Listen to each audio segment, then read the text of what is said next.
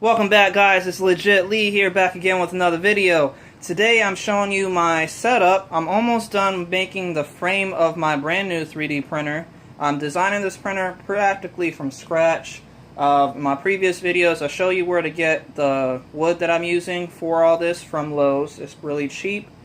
I mean, the wood ain't cheap, I'm just saying it costs practically like $8 for most of this setup here. And I'm just 3D printing me those brackets. I'm just using some wood screws to hold everything together, so it's not like it really needs anything other than that. I mean, the bracket, these sleeves themselves hold a good amount of stability and force all by itself. I'm just connecting them all together using wood screws here. But yeah, so the only thing I feel like I need to do next is cut some more of this wood and put it up against the back and maybe even the front a little bit over here, so that way I'll have some more stability where the Z axis won't move around. You know, you want to make sure everything is stable, because say like I'm printing at 120 MMS, and you know that's a lot of fast movement even for any printer, so you're going to want to make sure that when you are printing, you know, you're jerking back and forth the y-axis and the x-axis, so you don't want it doing something like this, like jerking back and forth and going front and back and all that. So you want to make sure everything is nice and stable. Now, I probably wouldn't need that much metal if I was using aluminum, because I mean, I probably would still have to put a little bit in the corners there, you know, just to make sure it wasn't moving at all, but the metal part of everything would have been more stable than this wood. But the wood is still good. You know, I just have to bear with it. We're trying to do this all cheap, so extra pieces of wood isn't going to bother me none. But, yeah, so now that I got most of this setup done, I'll be able to use my Z-rods here. And I'll 3D print me, design and 3D print me some brackets that'll hold these Z-rods into place. And you can see down there, that's a really big, this is actually 3 feet 5 inches tall from this top piece of wood down to that red bottom piece of plastic. Not all the way underneath, I'm just saying the top part of that plastic. So that's still, you got a good at least 3 feet, if not more. So that is not bad at all. We have, I could print plenty of different things with inside of that. And the print bed size is going to be that whole 440 millimeters all the way around and squared. So so the Z-axis, you can see that my rods will be able to stay in place once I get them mounted. That is the original mounting bracket here for my Z-axis motors. Those are real motor mounts. They're made out of metal. They're not the fake stuff or 3D printed.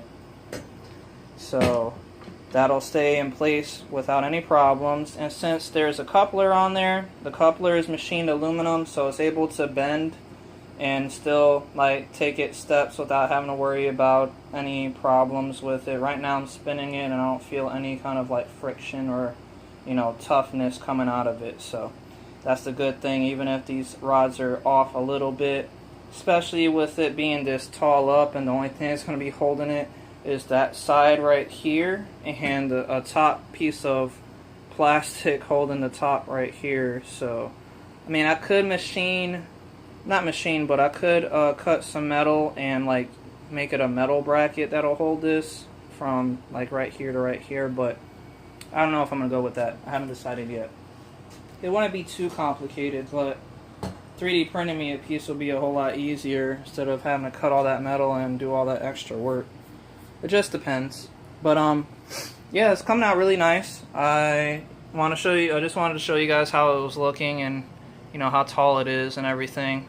If you guys like this video, please let me know, and if you have any questions or you want to give me some advice on some of this, that'll be very much appreciated, because like I said, I'm making this from scratch, so I'm not 100% sure how I want to go about it.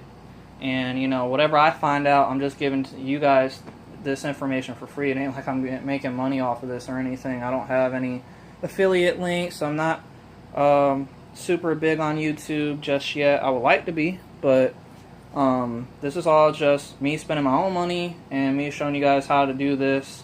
So if you guys do like this, please like, subscribe, and let me know what you think. Other than that, I just want to show you guys a little around it a little bit. These couplers here that I made are pretty sturdy. I mean, they crack a little bit here and there, but they're long enough to where even the little crack wouldn't phase it any. And then same thing with my T-couplers that I 3D printed and made. They're really in there, and I don't feel like they'll go anywhere really. And those are not even screwed in yet. I still got to screw those in, but they're good. So over here, this piece broke off because of the fact that it's ABS, so it warps. You got to watch out for that warping.